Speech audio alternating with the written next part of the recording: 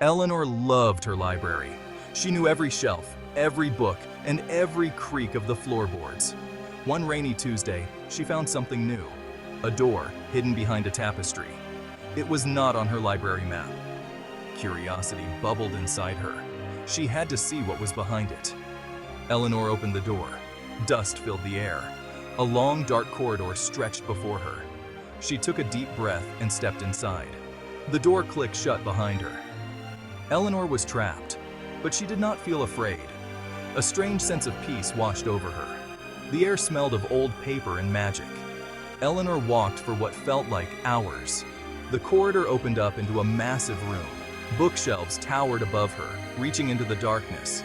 Thousands, no millions of books lined the walls. They shimmered and glowed with an inner light. This was no ordinary library. This was a place of secrets and dreams. Eleanor ran her fingers along the spines of the books. Each one hummed with a life of its own. She could almost hear whispers coming from the pages, stories begging to be read, adventures waiting to be lived. She pulled a book from the shelf. Its pages were filled with swirling golden writing. As she started to read, the words seemed to jump off the page. The library shimmered around her. The bookshelves rearranged themselves. The air filled with the scent of apple pie and the sound of distant laughter. Eleanor realized she wasn't just reading the book. She was living it. She was inside the story. Eleanor spent days, or maybe it was years, lost in the library. She met pirates and princesses, dragons and detectives. She traveled to distant lands and fought mythical beasts. Each book was a new adventure, each page a new beginning. She was no longer just Eleanor, the small-town librarian. She was a warrior, a queen, a sorceress.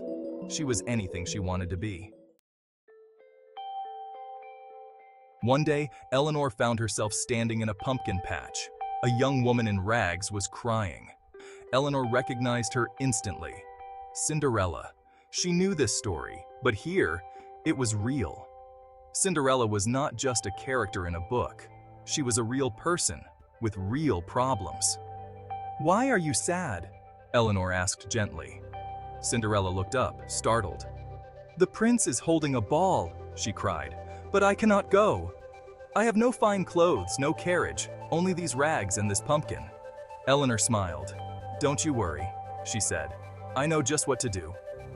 In another book, she found herself on a foggy London street. A tall man with a pipe and a deerstalker hat paced back and forth. "Sherlock Holmes." He looked troubled.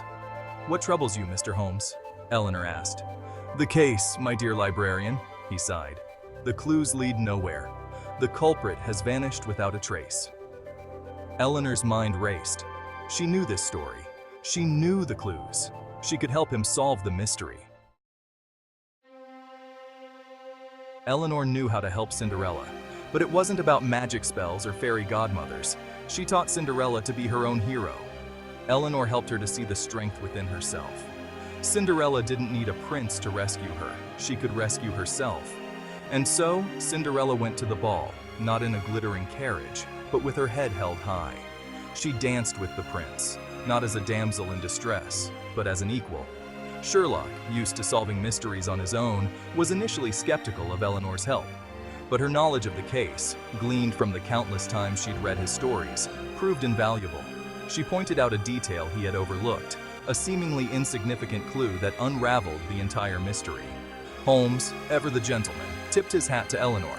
"My dear librarian," he said, "your insight is remarkable. You have a keen eye for detail." Eleanor smiled. It was exhilarating to see these characters come alive, to help them overcome their obstacles. She was no longer just a reader. She was a part of their world, a force for good in their stories. Section 5. A Librarian's Wisdom. Eleanor realized something important during her time in the magical library. It wasn't enough to just read the stories. She had to live them. She had to help the characters find their own way. It wasn't about magic spells or fairy dust. It was about courage, kindness, and believing in yourself. She realized that stories had power. They could transport you to different worlds, introduce you to new people, and teach you valuable lessons. And most importantly, they could inspire you to create your own adventures.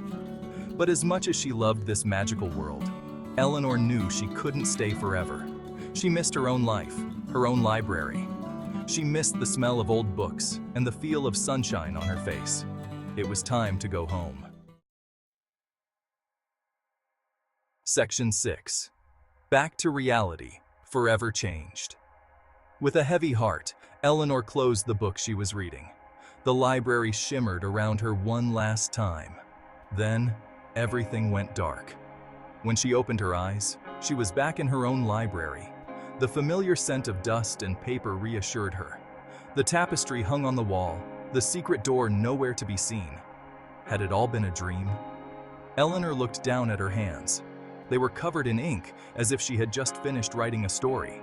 She reached into her pocket and pulled out a small, leather-bound book. It was filled with her own writing, stories inspired by her adventures in the magical library. Eleanor knew then that her journey wasn't over. It was just beginning. She had a new story to tell, a story about the power of imagination and the magic of believing. And she knew just the people to tell it to. Section 7. The power of our own stories. The next day, Eleanor gathered the children in the library. She told them about the magical library, the talking animals, the brave knights, and the wise old wizards. She told them about Cinderella and Sherlock Holmes, and all the other characters she had met. The children listened, their eyes wide with wonder. They had never heard stories like this before. Stories that felt so real, so magical. But that's not all, Eleanor said, her eyes twinkling. You can have adventures too. You can create your own stories. And so, Eleanor started a writing club. She taught the children how to create characters, build worlds, and tell stories that came from their hearts. She encouraged them to let their imaginations run wild, to believe in the impossible.